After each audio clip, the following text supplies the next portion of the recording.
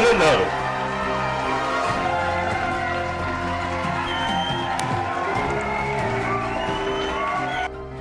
Hey, we back with another one, man. Another one of these House of Dragons. The Red Dragon and the Gold. Season 4, Episode 4. We halfway through the season. Hey, we almost there. And it started off, man, with Daemon. He has a dream, right? It starts us off with a dream. And he fantasizing about that young Rhaenyra again. You know, that young Rhaenyra. But it's easy to see that all these dreams that Daemon is having is basically about him answering for all the evil that he's done. All the people he's had killed. All the people that he's crossed. And it kind of reminds me of a Christmas Carol type thing. Ebenezer Scrooge getting visited by the ghost of Christmas past and all that. Kind of reminiscent of that. That's what it. But Harrenhal is known to be a mystical, haunted place. So, you know, that's to be expected. And he finally, you know, is coming around to what it's all about anyway. The reason he keep looking at I know a lot of you people think the reason he keeps fantasizing and dreaming about the young Rhaenyra is because he just got a hankering for the underage little girls. And I won't deny that, because in Game of Thrones, that's kind of the way things go, right? They weird like that. They on some weird stuff like that.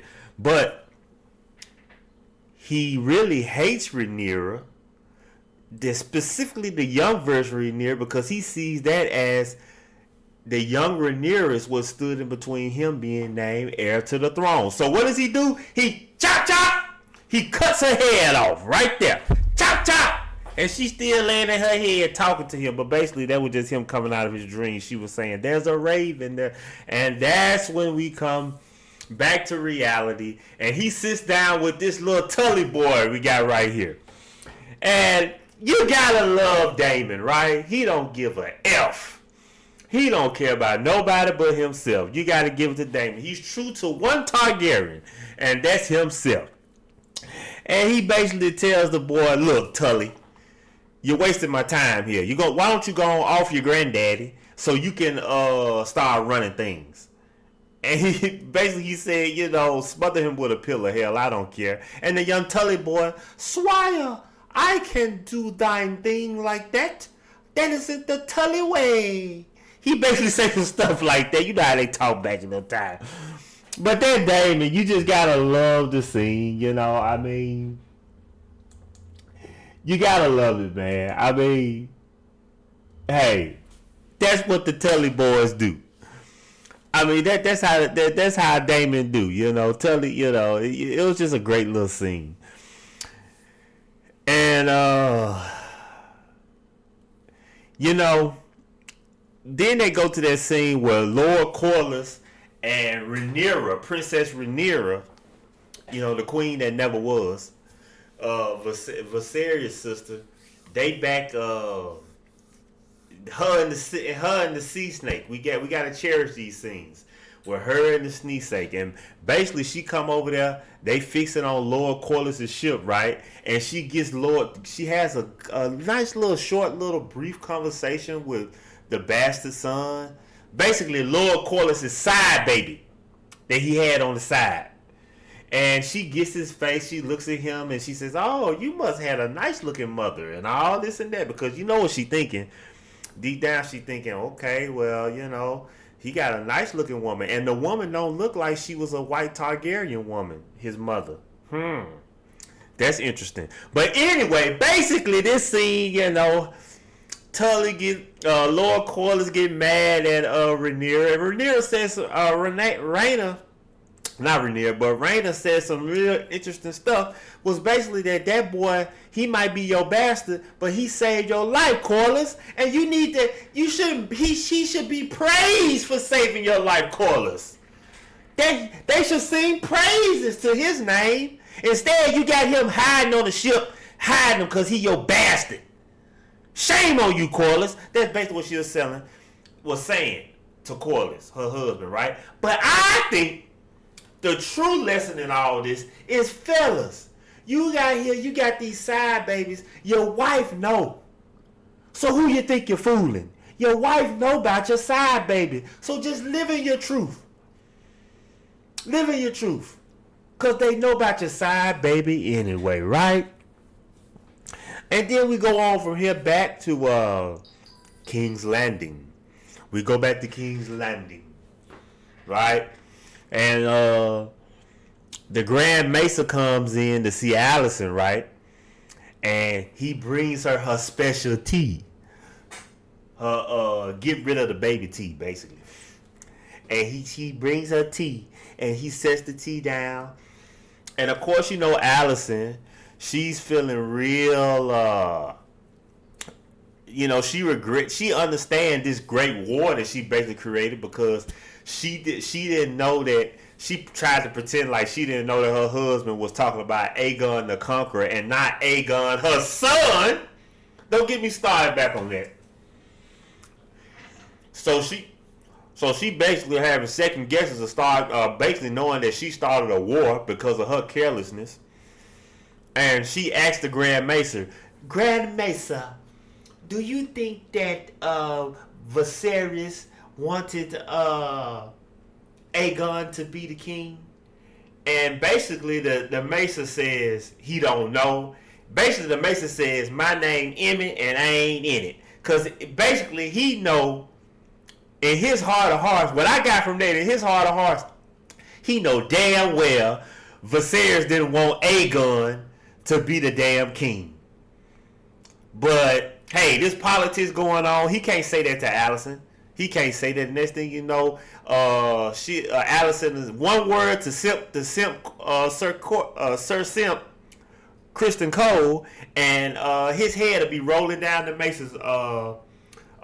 He won't be a Mason no more. He'll be a headless Mason. He'll be a headless Mason. So he told her what he had to tell her. I don't know. My name is Emmett, and I am not in it. And he got the hell out of there, and she drank that get rid of the baby tea. Right? Because we don't need no more Christian Coles running around here. He can't take rejection for nothing. And we don't need another Christian Cole. His line needs to die with him. Please, no more Christian Cole. I can't wait to see they take out Christian Cole. That'll be a good day in the Ram, won't it? Meanwhile, at Dragonstone, they all arguing, right? Because Rhaenyra hadn't made it back yet from King's Landing. So they all arguing about what they need to do. And nobody's respecting Rhaenyra here. And that's how you say her name, Rhaenyra. I'm saying it the best I can. Their names all sound alike. But nobody's respecting her. And they all not listening. But Lord Corliss came in there and got them straight. And Lord Corliss, they was in there being disrespectful to Rhaenyra. And Lord Corliss came and said, hold up there, pal. Lord Corliss came and said, hold up there, pal. Nobody disrespects my wife except me by me having my side babies. That's basically what he came there and said. He said, everybody stand down. You shall respect my wife. I'm the only one that can disrespect her by having all my side babies.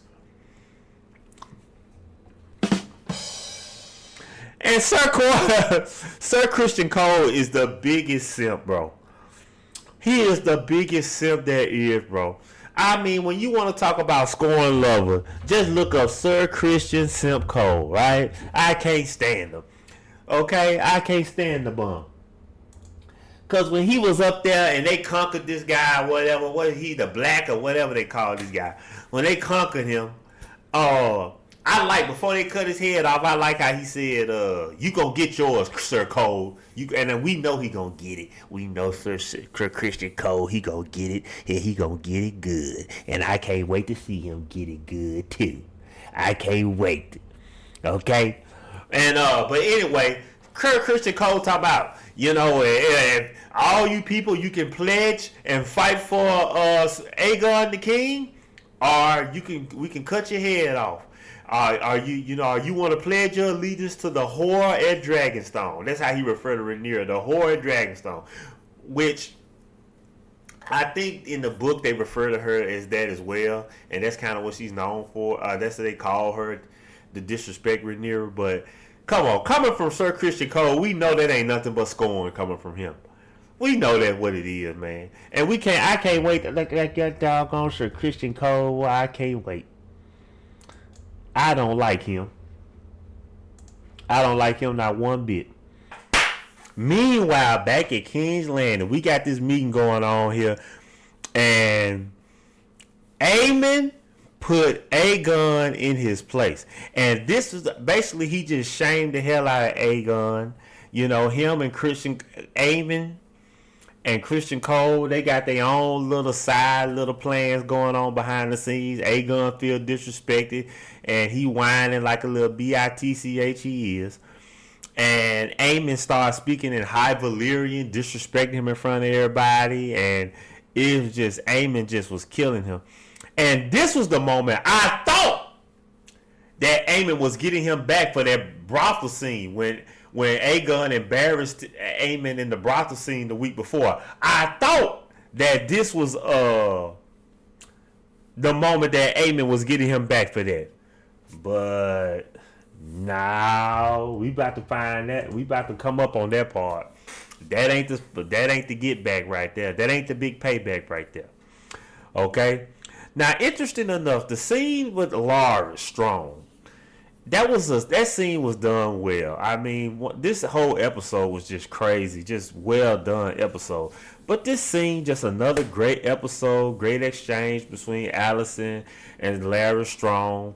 Okay, basically in his own little weasel way, he saw the tea on the table to get rid of the baby tea, and he figured out that Alicent was probably pregnant, and she was getting rid of the baby, and basically this scene is where Larys is in his little weasel little way. He's probably who knows what the conniving plan he got turning around in that evil head of his, and basically Larys was just weaseling around, doing his thing, and Alicent also confirms again, like she did in the last episode when she spoke to Rhaenyra down there in the scene down there where they prayed with the candles.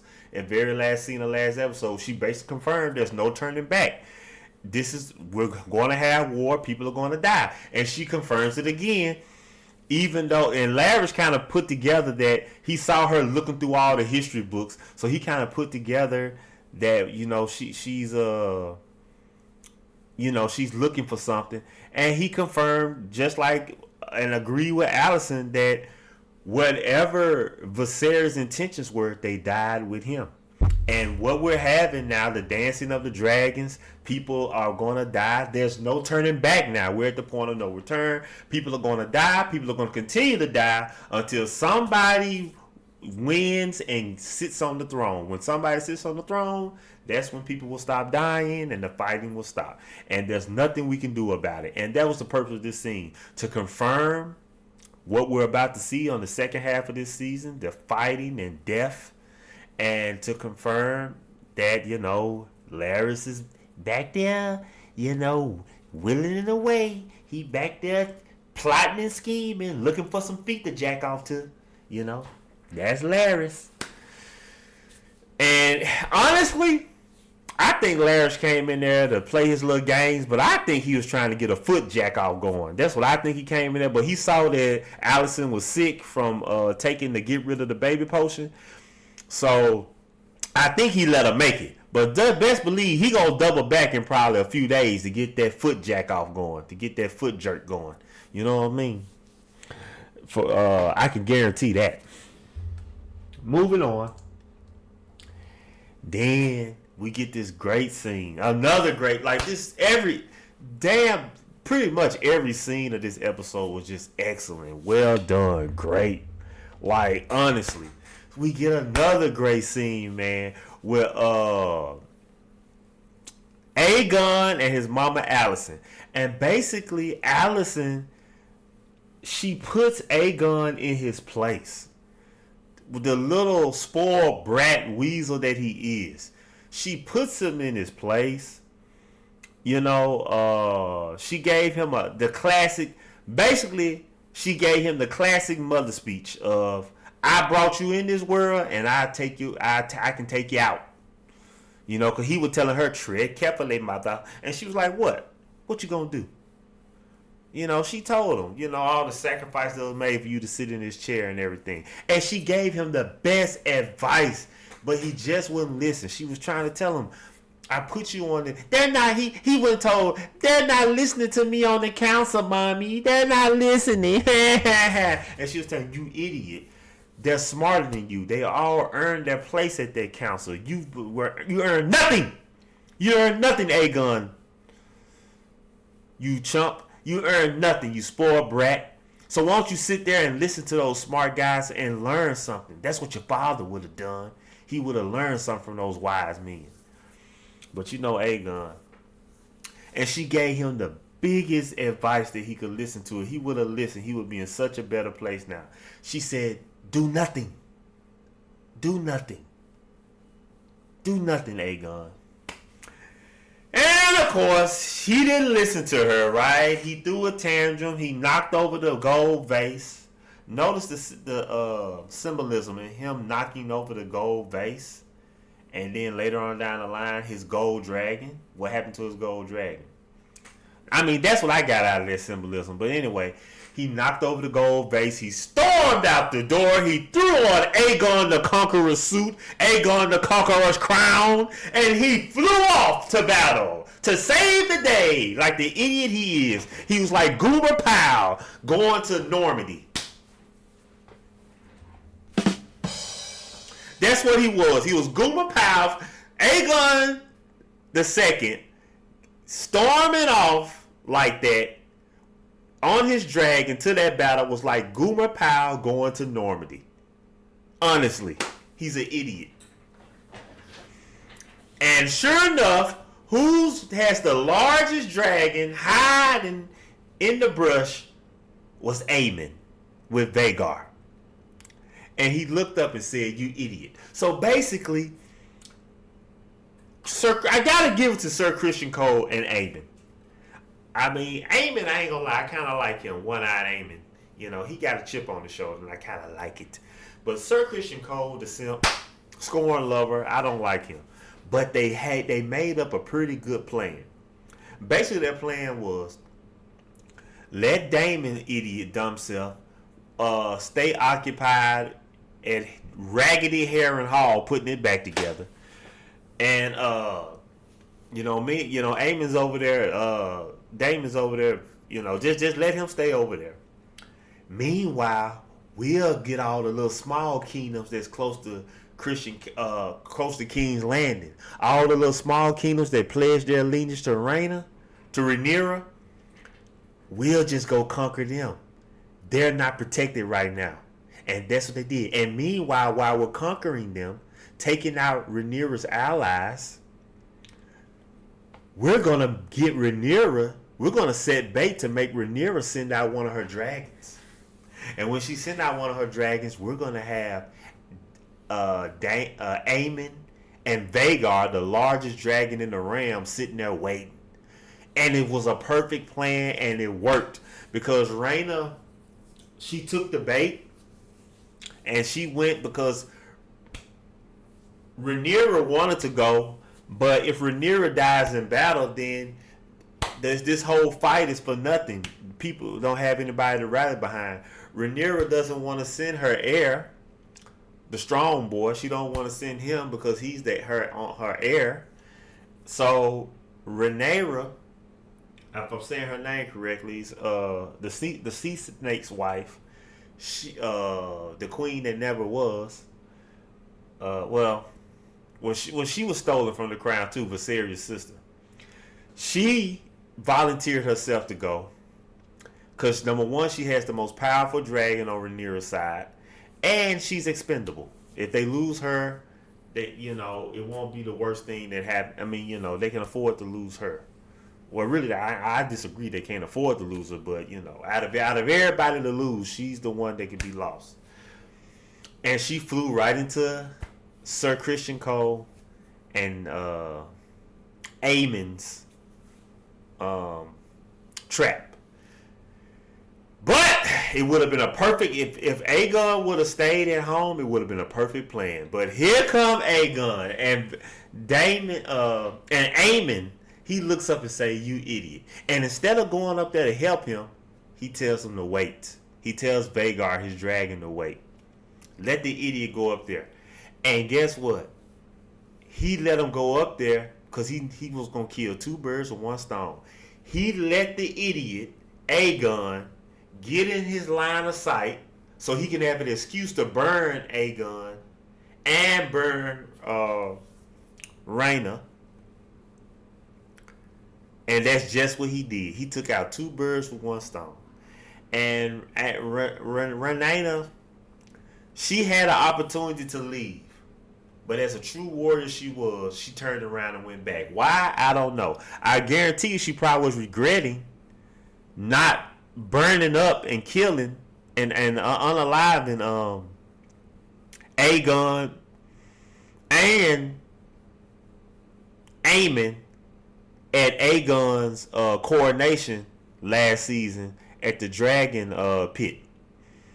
See how they came back to bite her in the butt? If she would have, she wouldn't even be in this position if she would have burned them at the dragon pit. But she wanted to keep war. She didn't want to start a war. So it ended up coming back to bite her. She was killed.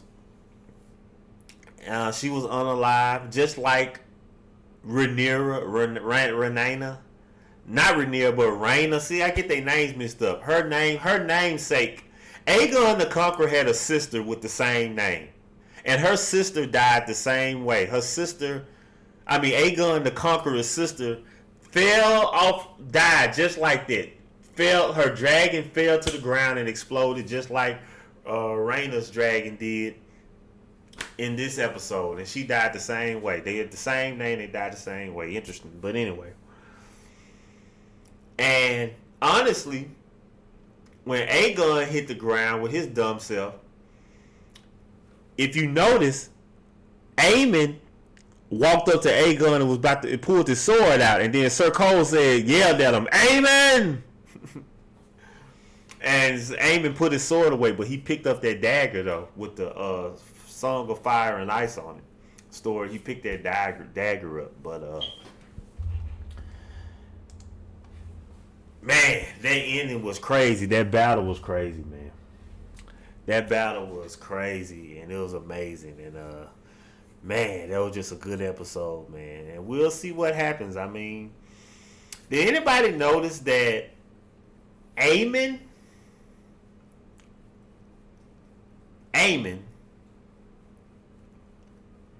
and Daemon, his uncle Daemon at Harrenhal, if you take the D from Daemon and put it at the end, move it to the end, you have Aemon.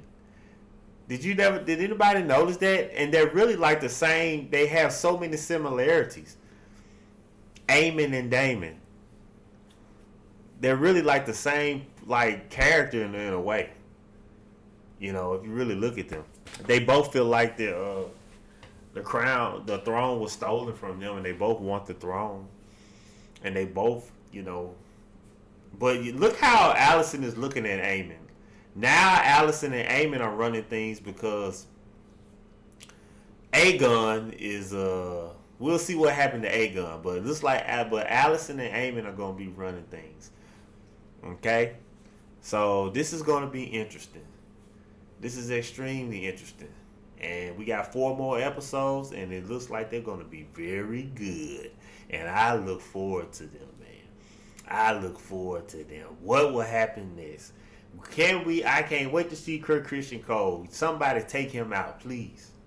Take him out. But we'll see what happens next week. Until next time.